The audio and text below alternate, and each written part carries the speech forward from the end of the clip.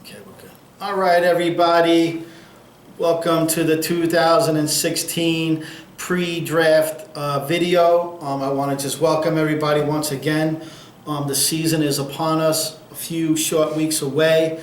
You know, everybody's getting excited. I do want to let you in. We're going to do a little bit of a format change. I am going to make 3 videos, and we're basically going to talk about, you know, this is part 1. These are the teams that do not have a shot at all at winning a title. You know, basically the bottom feeders, and then part 2 will be the middle of the group, maybe a tweak or two. They have a shot, and then the last part will be our contenders. So I guess if you're not mentioned in this one, it's a good thing, but are you going to be mentioned in part 2 or part 3? And you know, that'll be determined. So anyway, I just wanted to give a shout out a little bit to my cousin Thomas Polina, who, you know, because of a lot of personal stuff right now, responsibility, and his beautiful family, he just has to take the year off. And all those years he helped me film, and I miss him, and I thank him, and I'm sure everybody's going to miss him as well. But, you know, doing these videos, it's hard to not do them by yourself, but there's not many people that are really worthy to do them. You know, when I look around the league,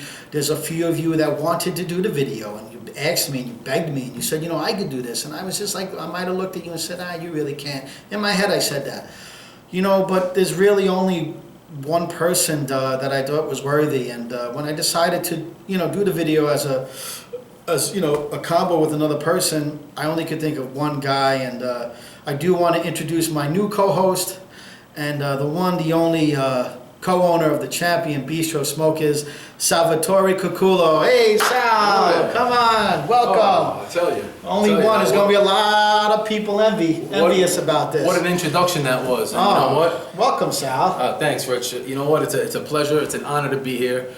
When you called me and you let me know that you wanted me part of the team, you know, I was shocked. Mm-hmm. I thought you had a chance to do the video by yourself, and I thought you may go that route. I thought you could have chosen anyone else in the league, so it was definitely a privilege and an honor to come by here. I was very shocked when I heard Tom wasn't going to be here, because you know what? Out of everybody in the league, I really thought Tom Polino was one guy that'll never leave, and you know, he has pedigree. He's taken a couple of years off every now and then. He has. Okay. Well, from the time that I started, so I you know, I don't he's know a staple that long, but he is a staple. And I you know what? I look forward to him coming back in the future. Yes. And you know, over the last couple of years, we kind of developed a little rivalry. Yeah, you did. Him and I, and in a good way, of course. But maybe this is a good thing for him. He does need to take a step back, because he has been falling off a little bit with the baseball knowledge, and his drafts just have been a little bit off, and he really wasn't given. Responsibility. It is, bringing a family over. It is, and I don't know what that takes. So that's, you know, I commend him, but I look forward to seeing him. Excellent. In the future, yeah. Yeah, and I think there's a lot of people right now, as they see in the beginning of this video, they're just going to be upset because they feel like they could be sitting in this seat, and to be honest with you, they can't. To all you out there who wanted to do this, you know, you're just going to have to deal with it, to be honest with you.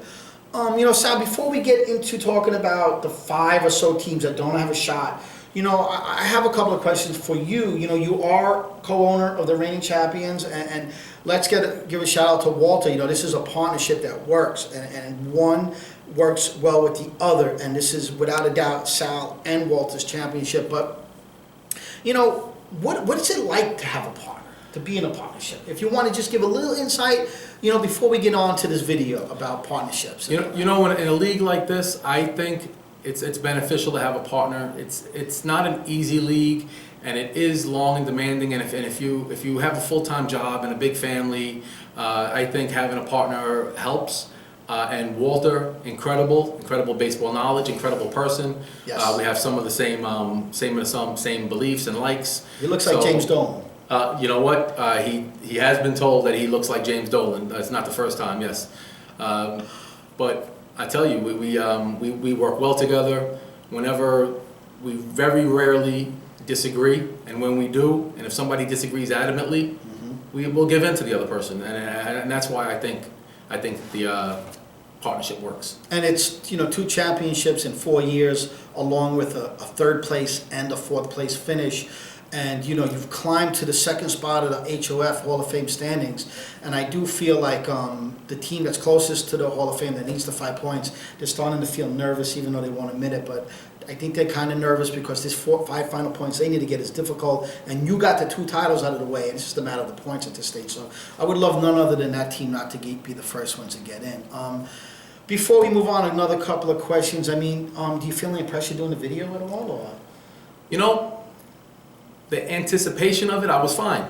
And over the last, I know we've been talking about this for a couple of weeks. Yes. I was actually real fine, and that was cool. And then I walked in today, and I said, you know what? I feel a little pressure. So Yeah. I did feel a little pressure, but nothing that I can't handle. And you know what? Pressure's good. It brings out the best of you. I think the peanut gallery is going to start making comments at the draft. They're going to pick on us. That's fine. That's just jealousy. That's what happens during the year. It's about having the mental part of the game that you got to keep it moving. All right. So let's get moving with the video. This is part 1 of the pre-draft odds. These are the 5 teams. We got 5 teams that do not have a shot. It doesn't mean 5 teams are going to be in part 2 and 5 teams are going to be in part 3. It could be 6 and 4 or 7 and 3. We don't even know yet. So the 5 teams that do not have a shot. By owner name, we have Darrell Williamson. He owns the Cream Team. We have Joseph Sayambeni. He's the owner of the Bombers, who came in 2nd place last year. We have dollar signs or money. This is the rookie team, James Chillis and Romaleo Bond. We also have the other guys. This is Tommy D'Amico and his son, Joey D'Amico. And we have Paul Scavello, owner of MVP. 5 teams that don't have a shot. And, Sal, if I could ask you one question, what are these guys doing right now? Are they seriously taking the draft seriously? Are they into their prep yet? I mean, what are they doing right now? These 5 similar bottom feeding teams. I wanna say that none of these teams probably are rearing in on their prep. I do know for a fact James and Romello are prepping because they. Is it Romello? It's Romello. Okay, I said Romello. I don't know. That's okay. You can call him Rome. He prefers Rome. We'll call him Rome. So I know for a fact that they're prepping, but they just started. And let's see how much prep and what kind of prep that they're going to bring. Yeah, we'll talk about them more specifically later on because they are a rookie team, and this league is just lead up rookies like there's no tomorrow. What about some of the similarities that Joe Bean or Darrell or Paulie or Tommy and Joey, his son Joey, and maybe Roman James? What are some of the similarities that they might have that consistently put them at the bottom, like no shot team? I think one of the similarities is they really have no agenda or no plan. Okay. They lack a good plan coming into the draft, and can they stick to their plan? Or once the time goes and we pick the names out of the hat, and the time starts ticking, they just start shaking up, and they may have a plan, but they alter it, and they alter it in bad ways. I don't think they have much of a plan. I think it's more like they're looking at a list, okay? And speaking of what you say, which is a great point, they really don't have a plan. Even during the season, I don't think they have a plan either, or strategy of some sort. That's fair. I mean, I can't comment on James and Rome because I've never been in a league with them, so it's a totally different thing. And they're here. They're actually on this list mainly because of experience, and we don't know what to expect, and that's cool. But the rest, their in-season operation is a little suspect, and it's a little weary. So what about I I think that this group tends to also follow the magazine a little bit too much, or the websites, the news, and I think that their skill level as far as waiver wire injuries and old names seem to be similar, right? Oh, they love the magazines, these guys. They are magazine pickers. I mean, you can go, if it's the 8th pick of the draft, you can go take the average of what all the analysts are saying as their 8th pick, and they're going to pick that guy. Yeah. They don't know how to alter, or if it's the 18th pick, they're going to pick that guy. I mean, you might as well just scratch the magazine picks off. When it's up to them and it's their time on the draft, you know who they're going to pick. That makes them to be very predictable. Very predictable. Yes. And what else? I mean, with this whole because they are such predictable drafters and weak drafters, we tend to like to say what about these 5 teams? Like, when the order's picked, you kind of want to what, man? Oh, you want to be right next to these people in the draft. You want an ideal situation is if you're smack in the middle of these 5 teams. Or like 2 of Somewhere, them, or 3 of them. 3 or 4 or Yeah. 2 of them, or they're right next to you in the draft order. Because you know when you have your name on lock and you're zoomed in on your person that you want, you know when the draft gets to them, they're not going to pick that guy. So if I have like the 7th pick, you're saying that if Paulie's 5, Daryl's 6, and Joe Bean is 8, I should like basically say championship. That's almost a royal flush. Yeah, that's of like draft the, position. that's like the royal flush. I love that because, you know, it is a true point. I mean, when you are able to know that 2 or 3 picks before you go, you're going to get the guy that you want. That's awesome. And when you're surrounded by people who are preparers and veterans and champions and difficult drafters, they often snatch a guy right before you're about to take him. It throws you out of whack, and next you know the clock is ticking and all kinds of things like that. So again, you know, you want to be near these teams and you should be happy. Also, Sal, what else are some of their similarities? You know, anything with their capabilities or their experience or their motivation or, you know, communication? Anything around those topics that seem to make them bottom feeders? Well, you know, they're risk takers. They would go after the injured guy quite often. Paulie loves hoping- that. And Paulie's Paulie's the injured king of guy. that. That's Paulie's the king of that. Joey does And- it too. And some of them are homers. You know, you could tell you know who they're going to pick in the draft because they pick their guy or their team, and they're almost loyal to a fault. Yes, loyal to a fault, and you know that also shows me that they're not deep preparers. These guys take the old names and the injury guys. Once again, it's magazine. You know, am I sitting on my couch right now as we're doing this video? I have nothing to do. Am I listening to my wife bitch and moan, or my son break balls, or I need a half an hour of early prep time? And they're just not doing that. You know, they're off gallivanting, doing whatever they want. Yeah. You know, I think there's some other similarities. I think that all of them lack effort, Sal. I think their mentality, you know, of fantasy baseball or winning is subpar. I think the league is too overwhelming for these guys, and the draft is too overwhelming, and none of them make adjustments. I mean, what do we talk about? Even in a bad year, what can you learn if you try things in a bad year, Sal? Well, how can it help you in the future? Well, in a bad year, if you don't give up and you move, you realize that over a long season, there are going to be teams that start to fall down and fall down and fall lower in the ranks. And the teams that were consistent all year, even if they had a couple of key injuries, but they were consistent all year and they kept on making the best waiver wire pick that they can, and they kept at it, they're going to start to rise because it's a long season and people really don't understand that. They look, a lot of teams, they look and they see where they're at by the All-Star break, and if they're in contention, great, and if they're not, then they start to give away points almost. Yeah, they don't, you know, Daryl or Joey or Paulie or Tommy and his son Joey, and probably Roman or James, we don't know quite yet about him. You know, an unsuccessful season doesn't mean you don't try things. I mean, it will make it easier for you in the future to pull off a deal or have some kind of strategic plan. You know, 2 years ago, I wasn't really contending, but I tried this pitching plan, or I tried to gain this home runs, and it worked. So now that I'm in contention, I need to do this, and I know how to do it. So they should try that. I mean, and then often what these guys do is they follow, whatever they follow, they'll make their airdrops. They don't really pick up the phone, and they just make a losing season. Sal, you know, we talk about some of their similarities, but what about some of their differences? I mean, what makes Daryl different than some of these guys? Well, Daryl's different in the sense of he's a little bit easier to communicate with. Mm-hmm. You know, you can always get Daryl, and you know he's going to trade. The other people, their tradability is a little weak. But Daryl, you know, he's gonna be there trying. He's engaging. He's very engaging. He's enthusiastic. Call him at a certain time. Yes. Make sure you try to get to your answers. I actually like Daryl, so I don't mind hanging out, talking about his granddaughter or anything that's going on in Arizona. He's a cool guy. You just like to follow him up, so then he makes the deal with you. That's a strategy. You know what? Daryl, love you, Daryl. What about his radical approach to the draft, his unpredictability? He's very radical. When it comes to drafting, he can change the draft. You know, from what I hear, you know, I've been in the league, I guess this is going to be my fifth year. And he had the last pick a few times. And from the stories that I'm hearing and the truths, he had the last pick in the draft like 4 or 5 years in a row. For a long time, like 5 or 6 in a row. And I remember last year we were so excited when his name wasn't drawn out of the hat first, and then guess what? He gets the 14th pick. Yes. So, and I think that changes his whole concept, because at the end, he'll go 2 shortstops in a row. He'll pick, Yeah. 1 year he pitches. pitched 7 pitches in a row. And these are strategies that will never win, and they don't work. You need to get lucky for those strategies to work.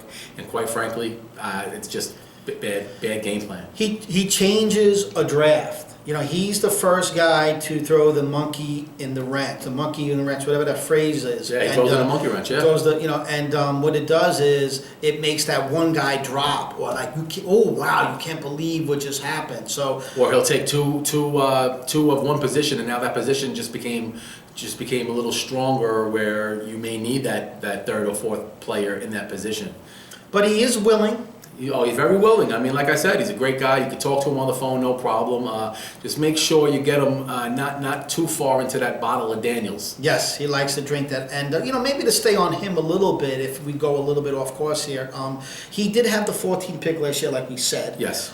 He did change about 18 to 19 of his original drafted players. That's a lot. It's a lot, That's right? a lot. I mean, what does that tell? It tells you a little bit, but he's not really a prepper. He's just a That he just- does come in and not really look prepped. And I think he wants to prep, and I think he thinks he's prepped, but he's really not. When you change 80% of your team by the end of the year, that's just lack of preparation. That's lack of management. And he didn't change his team because of injuries. He changed his team, and don't get me wrong, everybody gets injuries. Yes. There'll be some people that you know will cry about an injury, but we all get injuries. I really don't think that you should change 80% of your team by the end of the year. That's never a good strategy. Well, if you change it 80% of it, you better try and improve it. The difficult thing Fair. with Darryl is, you know, his draft last year was a disaster, a very poor draft, and he just couldn't come out of it. I mean, he did make 2 or 3 poor trades, and his return wasn't enough. And then when he came down to some of these older names that he still thinks has value, without saying names, Yeah. he wasn't getting what he should get for guys that maybe they had that name 10 years ago. But I thought a lot of people used him last year with the counter offer, Oh, right? without a doubt, you know, they used him as bait to get another trade and to get a better pick. And you know, That's his fault. That's his fault. You know, you have nobody to blame. He's not posting a fair, hard to counter trade. And they're playing the game, so you Playing the game. can't knock him for it. He was trying to pawn off. There was, I mean, one player, without saying names, he was trying to pawn him off all year, and he was getting so mad. He wanted, at one point during the year last year, he wanted my best player for this player and an add-on. It was embarrassing, the offers that he was coming with. And then, you know, you'll see some of these trades that he makes, and, you know, you're in hardcore negotiations with him, and you can't get a deal done, and then 10 minutes later or an hour later, you look at the message board, and here he goes, he makes a stupid deal, and you're like, how long did those negotiations take? I almost want to think, and I hope he's doing it out of spite, saying, "Oh, you don't want to give me that. I'm going to give this guy a better deal just to turn it on you." And I don't think it is, but sometimes you have to look at the computer like, "Wow, you know, we had this deal going, which is a much better deal, but you go for the other deal, which is cool. It's your prerogative, and that's all part of the rules. There's nothing wrong with it." Yeah. But that's part of his unpredictability. That's where that comes in. Rich. He just, you know, he had a major pitching injury last year.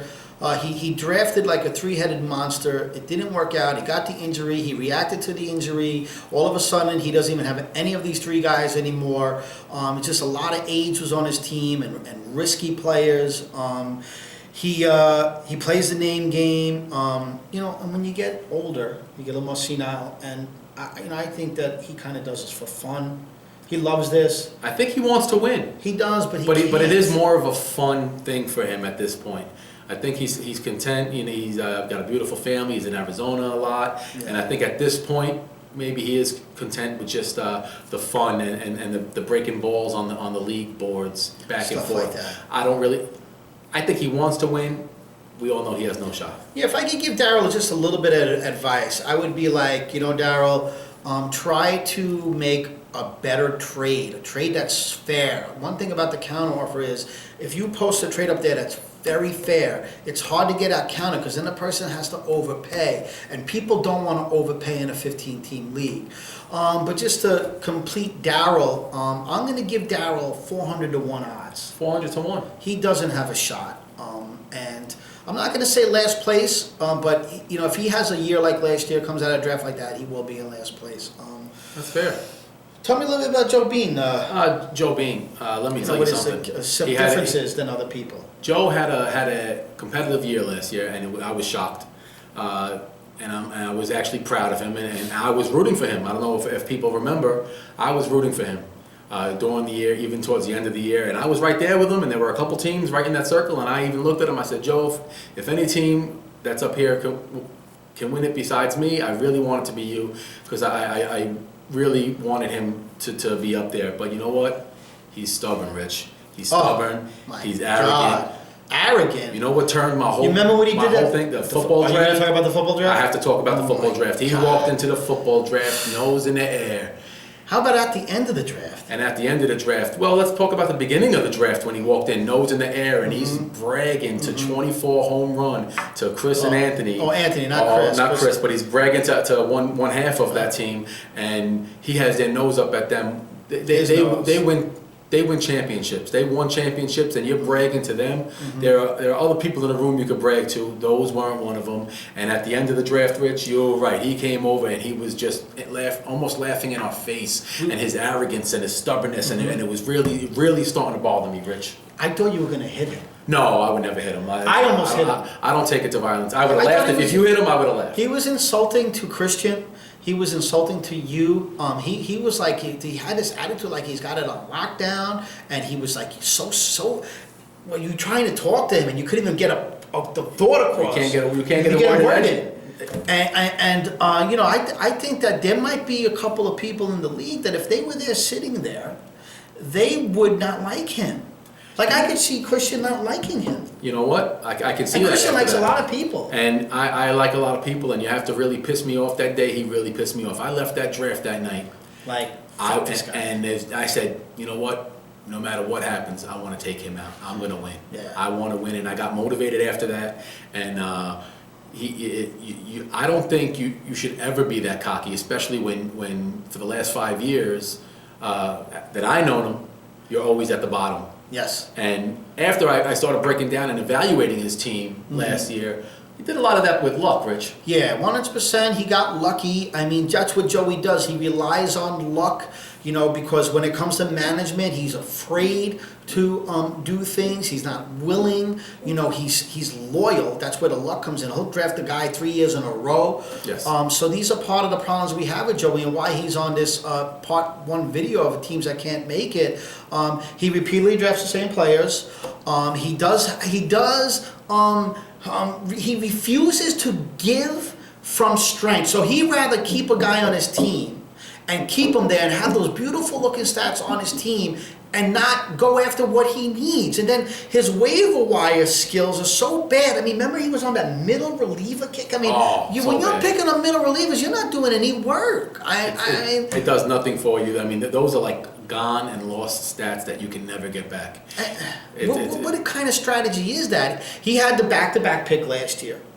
He changed 16 of his 25 drafted players. Yeah, that's a little high. A little high. He drafted a lot of hurt guys, 4 or 5 guys that were like, long time hurt, like not back in a week, like Trying 5 to 6 weeks. Yep. Clogs up your system. He seemed content on a money finish. He didn't seem content on winning. He never went for it, Rich. And I'll tell you, there was times, and Walter and I discussed it many times during the year. We looked at each other and says, if Joe goes for it, he's going to win this league. He had the best team. Luck or not, he had the best team. He should have won it. If you give that team last year to 9 or 10 teams in the league, they're going to go out and win that league. Possibly. Yeah, and I don't think that he did it. He was afraid a little bit. He made that one bad trade where he needed something because he walked out of the draft room without addressing it. Because that comes from another reason why these guys are here. They're not prepared, and he never addressed it during the season. When he finally did, he got countered. He needed a specific position more than anything, and he was getting counters for a better person at that position, a better style of that type of pitcher, but he was more concerned with the hitter he was getting back to replace the hitting he was giving up, and there was a bad mentality. So he blew the counter off aspect here, and I think that's one of the things with Joey would experience, because in the past he doesn't do anything when he's having a bad year. When it came to when he needed to know how to do something, he didn't know how to do it because we wouldn't do it before. Fair so enough. I think that Aside from these 5 years, though, does he have a history of winning? Because I don't know him aside from these 5 years. Well, You know he him a lot has. He longer. won I the know time him when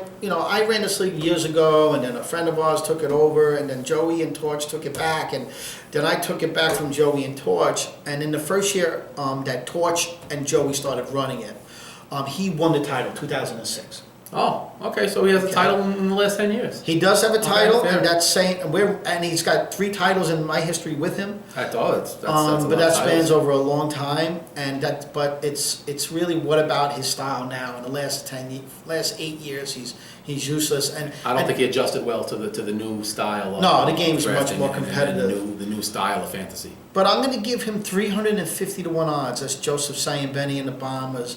He's got no shot, and if it wasn't for better luck, shot than Darryl. Okay. if it wasn't for luck, he's probably going to be one of the teams challenging for last place. That's fair.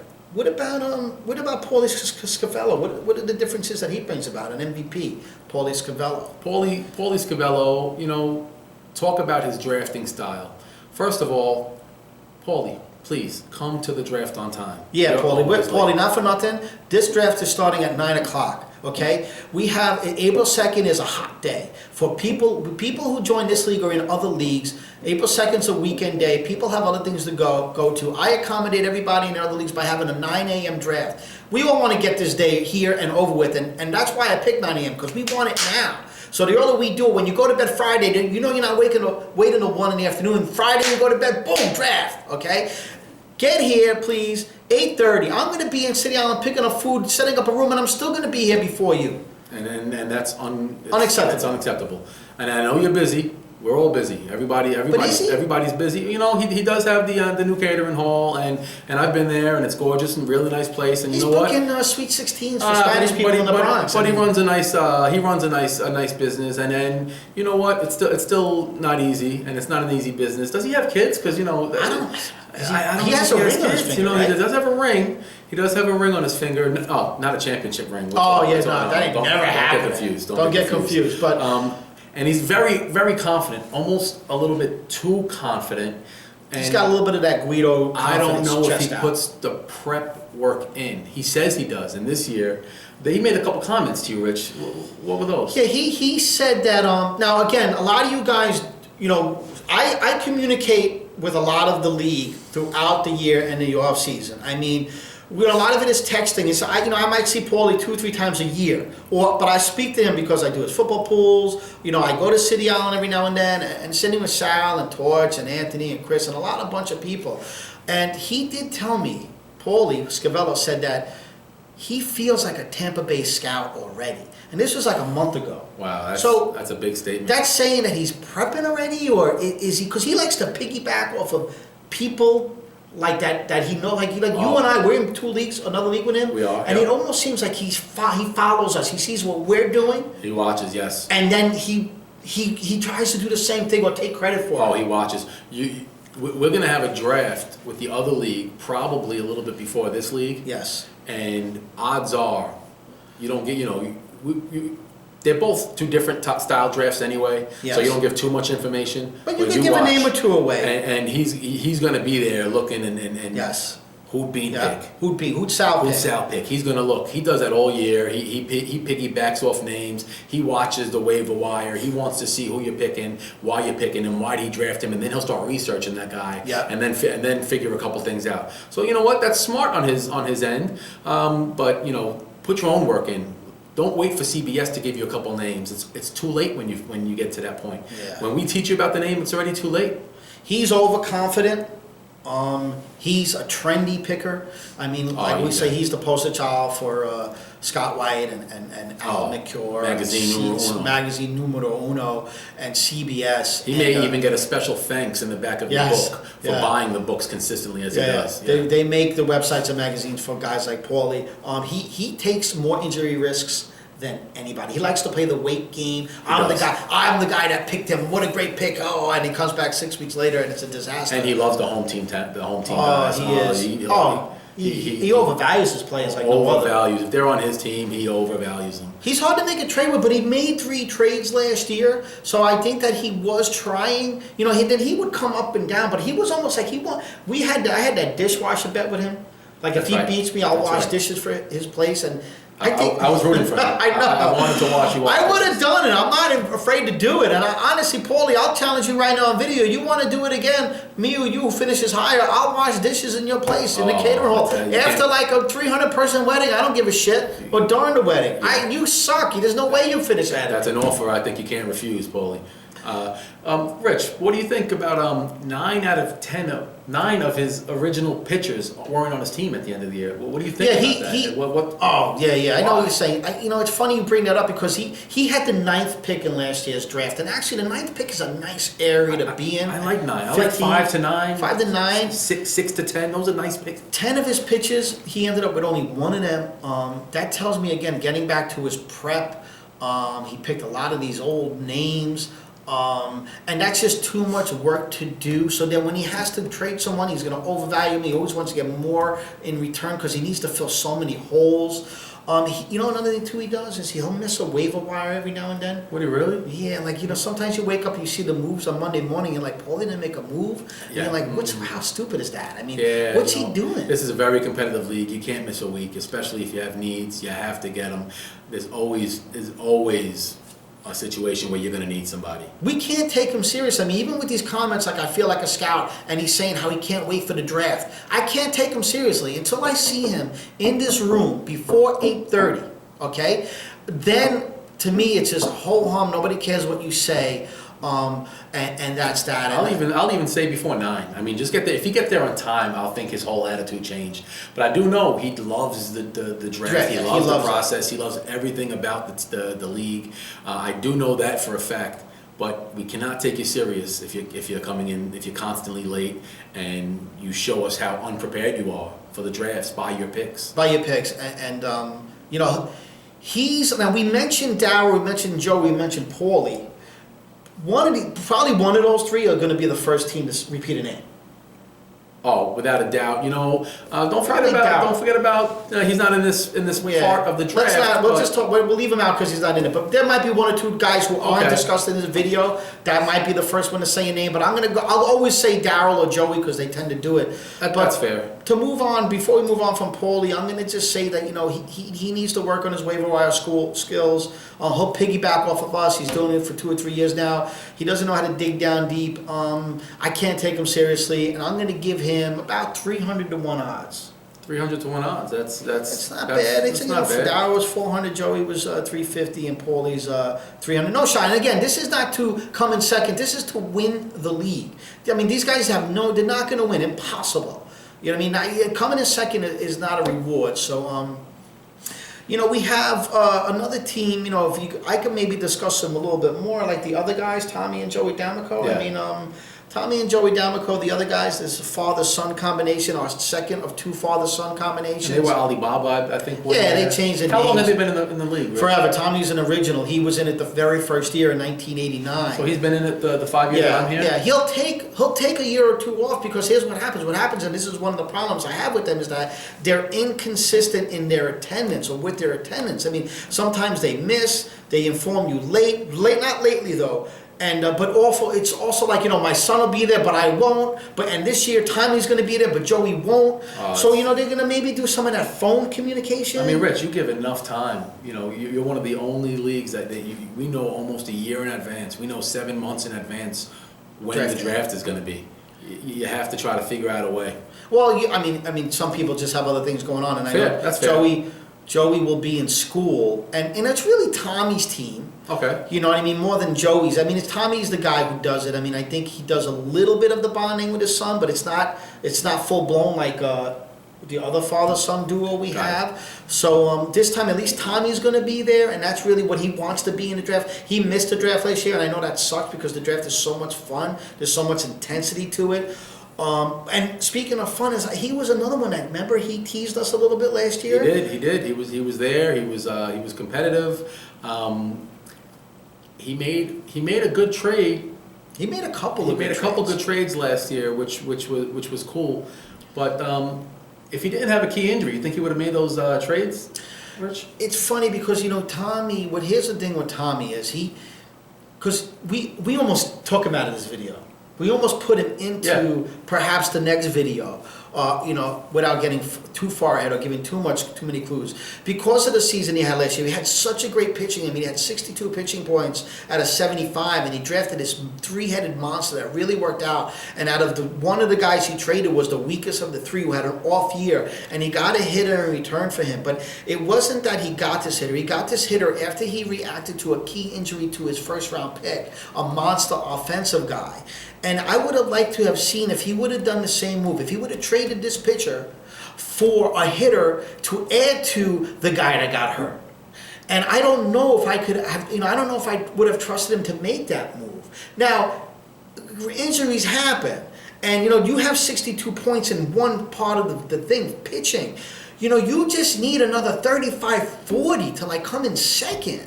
Or contend for money, and you know, that's not a lot. I mean, each category is worth 15 points. If you can't get 40 in an offense, okay, and you should get more, then that tells me a little bit about your draft and your skill and your waiver wire skill. He only changed 10 of his 25 players he drafted, that tells me he had a good draft. That's fair. He did make trades, which you don't often see, because he's one of those guys that's hard to locate. I'll tell you, it's tough. It's tough for me to communicate with him. I know. I'll tell you, I don't think he's reached out to me over the last 4 or 5 years for a trade. And you mean there's nobody on my teams that he could have used. I make an effort to try to talk to every team and try to finagle a player out of every team. And just for the fact that we haven't communicated over the last 5 years shows me a little lack of effort on his part. Yeah, and I think this is one of the problems. I think that he has certain relationships, like Torch is like one of the guys that'll keep in contact with him, and that's not a good thing. You should be a little more eager. You should expand your waiver wire. You should recognize what you might need early enough. Again, this comes with a team who usually has bad years, and when you have bad years, he doesn't try. And when you don't try, you don't gain experience. When you don't get experience, when something's serious, when you have a year like last year, when you put yourself in a serious position, you again freeze. You don't know what to do. And when he lost his hitter, he reacted too late. And when he reacted too late, it was because, you know, that's just the lack of trying and the years off. And I would like to see how he comes into this draft, because he might have he might be evolving a little bit. He's settling down more in life. You know, he's probably coming home and relaxing a lot more. He needs things in life to excite him a little bit more. And this is one of his outlets. And I thought last year had some glimpses of success and positives, but in the end, just like Paulie, I still can't trust him. I'm going to say it was more of a fluke. I'd like to see him build more relationships and communicate, email, just text and stuff like that. And at this stage of the game, I just don't see much of that happening. But I'm going to give him not as bad as odds as the other guy. I'm going to give him 250 to 1. And see, I'd like to see him get off to a hot start like he did last year. Be excited, be engaged, and then boom, do a little more activity, go for it more. And you know, that's what I feel about the Damicos. I can't wait to see him. I hope he has luck, a lot of fun. And so we talked about 4 teams that are in the league, but now the 5th team and the last team in this video who that we don't think has a shot is James Chillis and Romello Bond. I always try to think of Carmelo and Romello. And I've met Romello, okay, what a beautiful person, a beautiful young man, and very respectful and energetic. But I've only seen photos of James, okay? But James has been active on the message board. Yes, he is. Which we like. He's very creative. A few owners have also told me that he raped me on the message, but he beat me. You know what? He might he's have. aggressive and he's creative. He's creative. He's creative in that way, and that's cool, and that's something really nice and positive to bring to the league. You know, I'm a little nervous about their placement in this league this year. They're a new team, and experience is always a factor in anything anything you do, especially in this league. They're coming into it, never been a part of a live draft. Now I do know James was part of a live football draft, but that's different.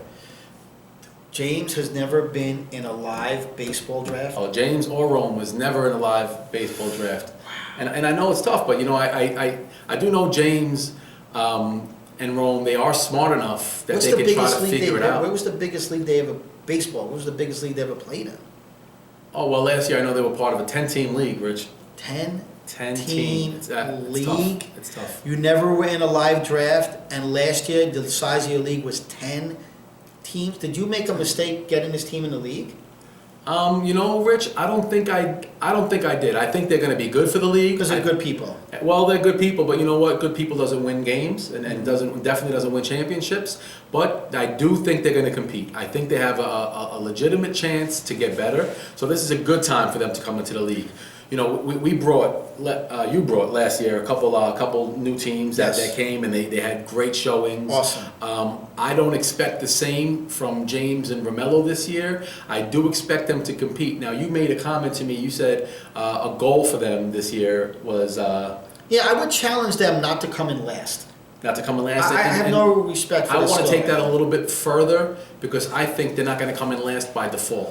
When you have a team like Darryl or Paulie or Joe, one of them are going to come in last. That's off the rip. That's a statement. I want to set a challenge for James and Ramel. I think they're going to call themselves a money team. Just finish 10th or arrogant above. name already. It's an arrogant name. Yes, it is. Dollar signs. Well, if you see what they're doing, they're playing good cop, bad cop already. You know, like James is coming out with the arrogant, and Ramel's just been sitting back in the bushes, just hanging out, and that's cool. And I think a partnership can benefit from opposing ways to go at it. Now, didn't you tell me that last year in their league that they often called you and asked you for advice, and you actually gave them? Oh, you remember that? I told you that last year. That's right. And they won it. You know, James did tell me. I don't think they were partners last year, but James would call me once in a while on advice, and he knows I love fantasy baseball, and I do pretty well. And he did call last year, and I gave him two huge names that he actually came into the house and said, you know, I won the league, and it was because of your 2 picks, and I appreciate it. So and this year he's on his own. And he's on his own this year. Yeah, don't look for any information out of me, but I do know that he's a competitor, and Romel's a competitor, and very smart, and he will do the research, and I think that he will, and just the fact that we had some of them names last year, I think it helped them, and it's going to bring them to start to look at the new guys coming in and the depth, roster depth. That's more key in this league than any other league. A 10-team league, you have. I mean, you have starters on the bench. There are superstars on the bench, superstars in the waiver wire. That's not going to happen here. You're looking for the extra guys, and you have to go deep into teams' rosters and even people that aren't on the rosters. And I think they're gonna try to compete in that way. I think they're gonna get overwhelmed, and I think the lack of experience is gonna hurt them a little bit. I mean, from what you're saying, I mean, I just can't imagine. I mean, never being in a live draft room. I mean, this draft room on April 2nd, I mean, is just like as good as it gets. The quality of talent, the 10 or 11 teams that are really prep and come in here with a plan, and the intensity. Yes, all very intense. What people are just is they live for this day, and to never even been in a room with 20 other people and a clock, and crossing names off a list, and even having a partnership and having that whole interruption of talking to your partner while the clock is ticking, and time goes by fast. Yeah, and the names coming off the list, and you're thinking, well, how did this guy win? Oh my God! And then it's like panic time, and I think it's going to be too much for them. And then a little bit. the rules. I mean, what about the rules and the structure of the league and all that? That comes with experience. And you know, if they do bad, are they going to be this team that doesn't make moves? Are they going to want to respect you since you got them in the league? And are they going to Well, try a good things? sign was, you know, we just recently went away together for a little ski trip. Oh. And we had a good time, you know, some family bonding time, and it was great. Did he talk baseball with you And at all? we talked baseball A a little bit. Yeah, we didn't get too crazy, and he was a little sick during the weekend, so it was really put a damper on things. Oh. But I hope he's better now. I hope you're feeling better, James. But I will tell you one thing. They know the rules. He read the rules in and out. He was asking me questions, and he was asking me some good questions. He was asking me. He talked about the counter rule. He was asking about the waiver wire, and the orders. The one disappointment that I had with James and Ramel was more with James is he texted me, said, Sal, I'm looking at this, but just help me with the roster. What does MI and CI mean? What do you mean? He didn't know what He MI? didn't know that MI was middle infield, which you know what? That's part that shows. At this stage that of rotisserie baseball for the that years it's going on, it shows that the other leagues weren't big leagues. So that's as much confidence I had in you guys, thinking that you had a chance to finish 10 or above. That question, I was kind of brought back, and then I started questioning myself, like, wow, did I bring a bad team into the league? And I don't want to disappoint Rich in this great league that we're in. But I don't think that's going to happen with you guys. I think you have been preparing well, and I think you're going to start to kick it in gear. And I really think you know the rules now, which is cool. And you know what, the MISCI, that's not a huge deal. It's just it was shocking at the moment. It was, you know, but I would have been shocked too. I mean, and you know, to get more, you know, we kind of want to talk a lot about them a little bit because it's easy to talk about teams that have never been in the league. How do you think they're going to be able to handle the excitement or control their nerves during the draft? And once, like, even when we get to the part where we pick the order and being all like, you know, geeked up. You know what? It's like a rush. It is a high that you get Yeah. when we start picking the order, and it's a ton of fun, and it is very exciting. But one thing, prepare a little bit, prepare a lot of bit. Come in, if you think you need so many players, add another 20, 30, 40 players to that list. You're going to need them. Yeah. You're going to need to go deep into teams and just understand, because what's going to happen is it's a 15-team league. I don't want you to get shell-shocked, and by the 4th or 5th round, Yep. your whole world starts to crumble, and you see the names flying off, and you just get overwhelmed, and you're like, wow, who do we pick? And then you start talking to each other, and next thing you know, that 2.5 minutes feels like 10 seconds. They don't have a shot. I hate to say it, James and Rome. I mean, you don't. You're just going to hand the $650 over, and it's just like, you know, it goes in the donation pot. I mean, it's just too much for you to ask you guys to come into this room and never been in a live draft and get over everything. I mean, you're just going to be like little kids in a candy store, and you're going to go, you know, you got drafted and you're in a single A's, and all of a sudden you don't go to double A and triple A or even Japan or Korea. You go from single A to the major leagues, and you're just not going to be able to handle it. That's a good point. It is single A to the majors. That's a great analogy. But I don't think they would mind the donation, because you know what? At the end of the day, it's a nephew and an uncle bonding. Yes. And my son and Yes. and James, my brother-in-law. Yes.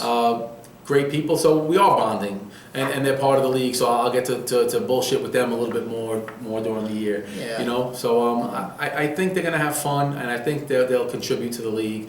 Like I said, I'm hoping for their sake a nice top 10, and one thing I can guarantee is if they happen to be out of it in the second half, I Yes. guarantee you he's going to stick with it, and he's Yeah. going to make his picks, and he's going to do his weekly waiver wire picks. They're not going to give up, I'll tell you that. I'm going to give them their odds soon. I mean, just before I do, I just want to give them some suggestions.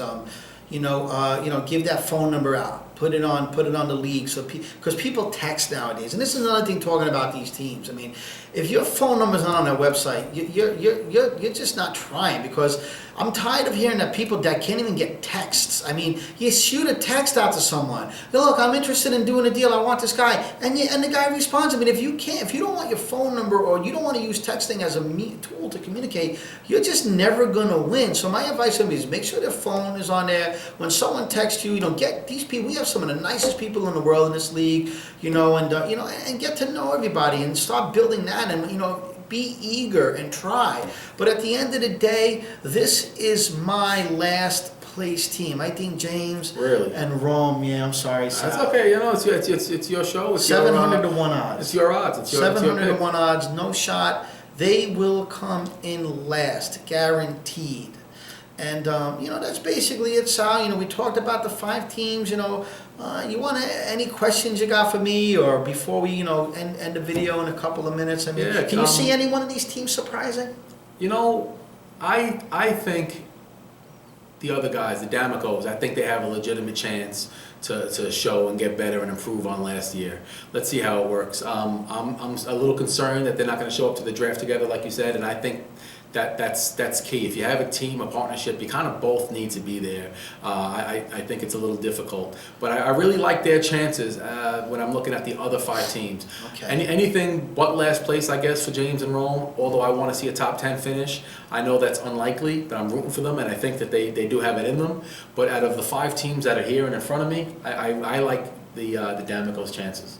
And if you could make a hybrid of any of 2 of these teams, they're so opposite. If you could put them together, which 2 would you put together and like to see how well they would do? That's a great question. I think if you take Darryl and Joe Bean and meshed them, and merged them, I understand what you're saying. because one is super aggressive, trades everybody. Yeah. One, you can't trade them anything. Can't find them. You can't even find them. You text them. I tried to trade, and I'll make an attempt once a year to trade with Joe. But after the first conversation of each time I try, I'll never call him again. It's so tough. But then Darryl, he's the other way. You can trade with him if you talk to him long enough, and he wants the guy and he likes your guy. You can work out a deal. I think if they blended, that's almost it'll be a nice team. Yeah, and we're gonna end soon. I mean, just a couple of things that make these guys the bottom. I think you agree, and we don't need to discuss them as questions or anything, but I think that they're not capable of benefiting from the counteroffer system. They're poor with their adjustments. They just can't make in-season adjustments, and they all have a lot of flaws, and they need to really work on that. So. Their skill set, their injuries, their tradability, their waiver wire, their clock, their availability, their the old guys and the injuries and the preparation, they're all in question. And I just want to repeat, Darryl, Joe Bean, Tommy D'Amico and Joey D'Amico, James Chillis and Rome Bond, and Paul Scavello. You are the 5 teams with the worst odds in the league, and now one of you have a chance. And we just look forward to seeing you. And before we go, I just want to say, Sal, thank you so much. Oh, Rich. Congratulations Thank on you. the championship. Oh, thank you. I And appreciate it. there Yeah. isn't one person that I could look through that camera and say I would rather have here than you. Oh, I appreciate And that. no one else is worthy to be sitting in that seat. Any Oh, parting words you want to say for the you know, part 1? I do want to say first of all, thanks It went again. a little longer than we Thanks wanted. again. Oh, you're welcome. Yeah. Thank you. But it was an honor to be here. I know Rich said earlier that we own the league, or Walter and I own the league. do. I don't see it that You way. 100% you do. I would say 24 home run owns the league. No, they don't. But No, they that's fine, and I'll accept your kind words.